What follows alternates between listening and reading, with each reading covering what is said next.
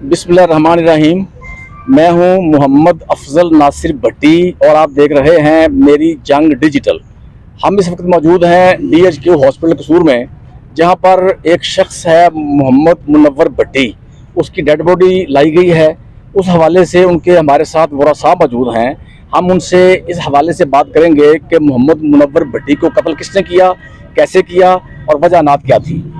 जी, आपका नाम क्या है? मुनीर अहमद। मुनीर अहमद। आपका क्या लगता था मकतूल जो है मुनव्वर भट्टी? रिश्ते में भतीजा लगता है मेरा, भतीजा मेरा। अच्छा, रिश्ते में आपका भतीजा है जी। अच्छा, ये क्या वाकया क्या हुआ था? ये पहले अगवा हुआ था? पहले 2-3 दिन पहले अगवा हुआ है।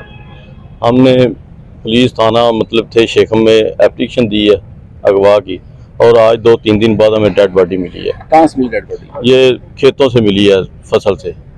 गांव के साथ। कैसे मारा गया उसको? बड़े तशद्दुद से, देखा नहीं जाता, हमारी मतलब बर्दाश्त से बाहर है। बड़ी ज्यादती हुई है हमारे साथ और बड़ा मतलब बेहुदा किस्म से मारा गया, देखने के काबिल नहीं है। तो ये मुनव्वर भट्टी क्या करता था? ये जिम्मेदारा करता था, व्यापार करता था डंगरों का। अच्छा, जानवरों का व्यापार करता था, तो यही इसका पेशा कारोबार था। इसके बच्चे कितने थे? 2 बच्चे थे, एक बेटी है एक बेटा है। एक बेटी है एक बेटा है। अच्छा, ये आपको किसी पे शक शुक है अभी तक? नहीं, हमें किसी पे, हमारी दुश्मनी नहीं थी किसी से, लेकिन अभी हमारा कोई किसी पे कोई शक नहीं है। पुलिस मसरूफ़ कार्रवाई है, उसके बाद देखेंगे। तो फिलहाल इसकी दुश्मनी किसी से नहीं, जाती दुश्मनी किसी से नहीं है, फिलहाल को शक नहीं है। नहीं। अच्छा, आपका क्या मुतालबा है DPO कसूर से? हमारा DPO कसूर से मुतालबा है कि ये इसके जो असल कातिल हैं उनको पकड़ा जाए और उनको कैफे किरदार तक पहुंचाया जाए। जैसे दूसरे मतलब कातिलों के मुल्ज़िम को पकड़ के ये मतलब कर रहे हैं, हमारा वज़ीर आला पंजाब से DPO कसूर से ये मुतालबा है कि असल मुल्ज़िम पकड़ के उनको कैफे किरदार तक लटकाया जाए, उनको फांसी लगाया जाए। आप बताएं। मामा इतने आ तो चलो आ जाओ आ जाओ पूरा था इतने आ जाओ नहीं आज वाली केड़ी गल आ है? जाओ कोई गल नहीं, आवाज आप नहीं कर लांगे। जी, मेरा नाम अफसर अली भट्टी है। अफसर भट्टी ਤੁਹਾਡੇ ਵੱਲੋਂ ਪਰਚਾ ਹੋਇਆ ਨਾ? हाँ, है ना, ਤੁਹਾਡੇ ਵੱਲੋਂ ਪਰਚਾ ਹੋਇਆ। ਤੁਹਾਡਾ ਨਾਮ ਅਫਸਰ ਅਲੀ ਭੱਟੀ। अफसर अली भट्टी। अच्छा, की बको है सारा ये बस वकूआ जिस तरह के भाई मुनीर ने दसा सेम इस तरह वकूआ है।